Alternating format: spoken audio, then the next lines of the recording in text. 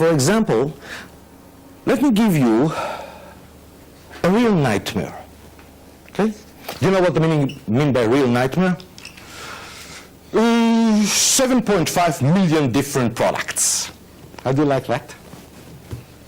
Sounds great. Sounds great. Oh, by the way, each product is composed from about 8,000 different parts, ordered from about 1,000 vendors. Nice nightmare? Oh, yes. Oh, yes. What I've just told you is Cadillac. Cadillac is selling, at the time that we've done it, about 250,000 end items. But you know how many configuration Cadillacs is coming? I'm talking about legitimate configuration, nothing to change the design, existing colors, existing engines, whatever they offer, but all the permutation, and I'm talking about permutations or change of the configurations that can be done only at the assembly line. I'm not talking about the things that the dealer can do. Okay, it's 7.5 million different configurations of Cadillac. Now, what was the problem? How many Cadillacs do you think a dealer holds in his lot? Believe me, not even close to 7.5 million. If you're a big dealer, 200. Oh yes, there are dealers that hold even more than that. Huge dealers. Let's say 200. Out of them, you will try to hold some common ones, the one that really goes. Why? Because when you order from GM, how much time until you get your car? Do you know how much time it takes? Fine, not GM. Cadillac is GM. Right? It's the same. No. They're much better. They promise 45 days. They sometimes deliver in 45 days. Sometimes. No? The official number is 45 days. Mm-hmm. As a matter of fact, if you want a reliable number, for example, Ford said that their reaction time to the dealers, on average, is 75 days. They've declared it a year ago. GM wasn't much better. Mm-hmm. Okay?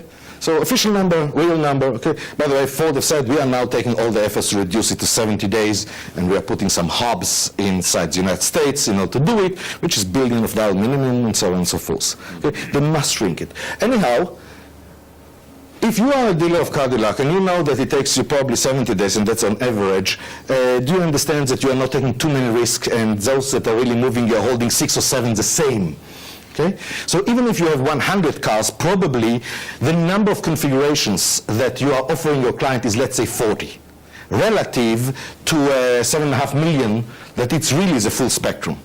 So when a client comes, a prospect comes to the lot, you can imagine that the dealer is going out of his way to shove down the client's throat what he has in the lot.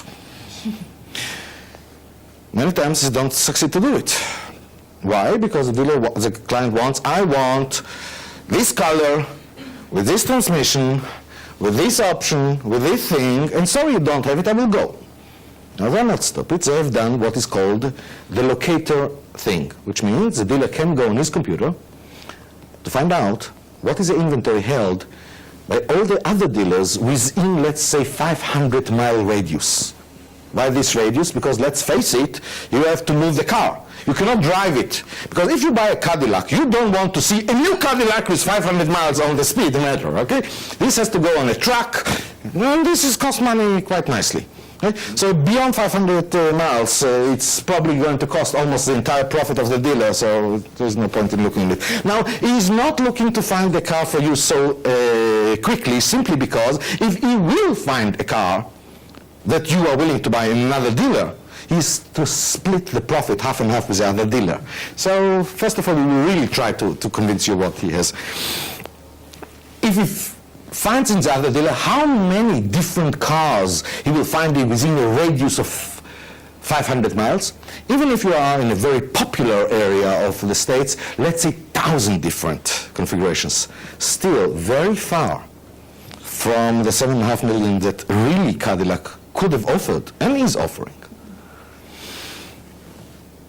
25% of all car sales in the United States are cars that have been moved from one dealer to the other. Which means to that extent, clients want what they want. Who knows how much they don't buy and went and bought a totally different car, okay?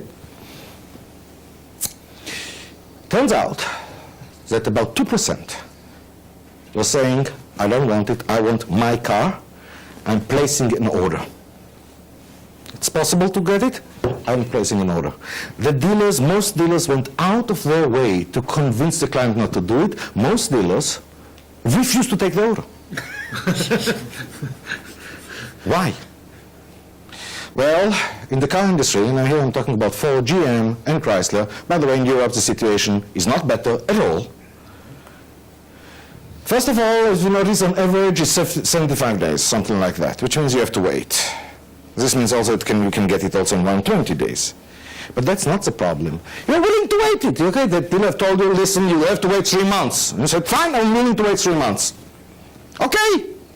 The problem is that in 40% of the cases, the car that eventually arrives is not the car that you've ordered. Now go and explain it to the client. Now, who do you think gets all the flack? The dealer. So many dealers are saying, God forbid, I don't want to touch it. I don't want to ruin my own reputation. That was the situation. We've done exactly that. This was courageous, unbelievably courageous. Look what's happening here. Do you know what's the meaning here? This means GM, Cadillac, holds cars, finished cars that they haven't sold. This is a total no-no in GM since GM was established. Whereas the finished car should be at the dealer. And the minute that the car is at the dealer, Wall Street recognizes it as a sale. And yes, GM has the power to persuade the dealer to take the car. By the way, ask yourself, where did the dealer took the money to buy the car? Many times he borrowed the money, of course. From whom? From GM. By the way, same thing in Ford, same thing in Chrysler, okay? What was the collateral? The car itself.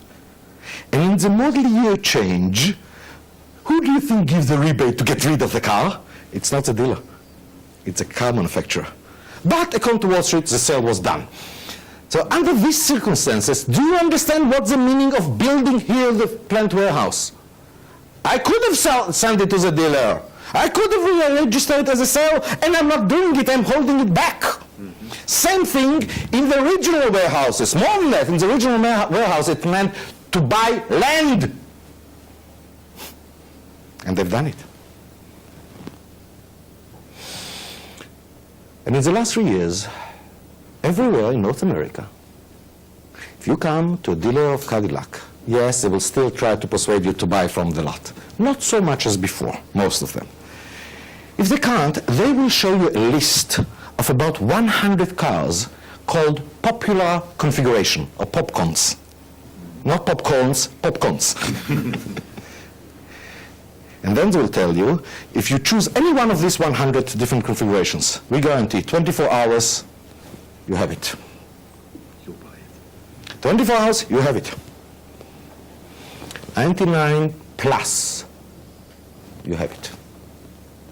And by the way, the popular configurations which they offer in California are not the same that they offer in Florida, and which are not the same the one that they offer in Chicago. There are changes in tastes in markets and so on. But now, they've done something even more. Since the bulk is taken by that, and since now the plant is producing just to fill up this buffer. And what happened when this buffer is full? What happened when this buffer is full? They shut down the line! Can you imagine? Kick out the people? No, they shut it down. Kick out the people. First of all, they cannot. Okay, there is a union contract and so on. They shut down the line, sometimes for 5 hours. Do you know what's the meaning of shutting down the line, assembly line of cars? This is equal to committing a suicide before. They shut down the line to see what changes they had to do. But this means what? Now, nothing is urgent, because when it started to be urgent, when the buffer here on the specific configuration went to 1/3, only then it's urgent. And yes, we had enough capacity, which means now we can really respond to true orders from the market. Also, we are shipping all the time, because we are not shipping anymore full trains. It turns out that if we ship not full trains, but full carts of trains, it's the same thing. Okay? The train company also said, thank you, you are not blocking our system. Now what happens? You are coming to the dealer today, and you say, I don't want any one of these 100. This is exactly what I want. The dealer check on his computer whether or not it's legitimate. In other words, whether or not it's one of the 7.5 million. And then you say, sign. Because, now it depends where you are. If you're in Chicago, 11 days, we'll give it to you. If you're in Florida, 15 days, we'll give it to you. If you're in California, 19 days, you'll have it. 98% guaranteed.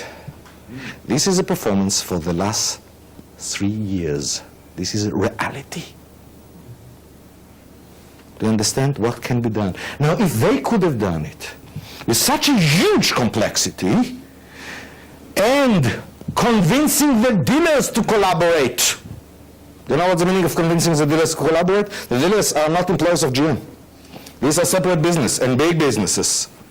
This is businesses that do not exactly have a history of trust with the car company. Anybody that is in dealership in cars knows to what extent you hate your car company. And they gave you plenty of reasons for that. Convince all of them to participate in that and to change such fundamental things. And if this could have been done very quickly, the whole change, from the minute that it was introduced to Cadillac until it was working, took less than 6 months. And that took also the time to build the land and to do the original warehouses and so on. On a menu scale, took less than 6 months. And if GM can move so quickly, so can you.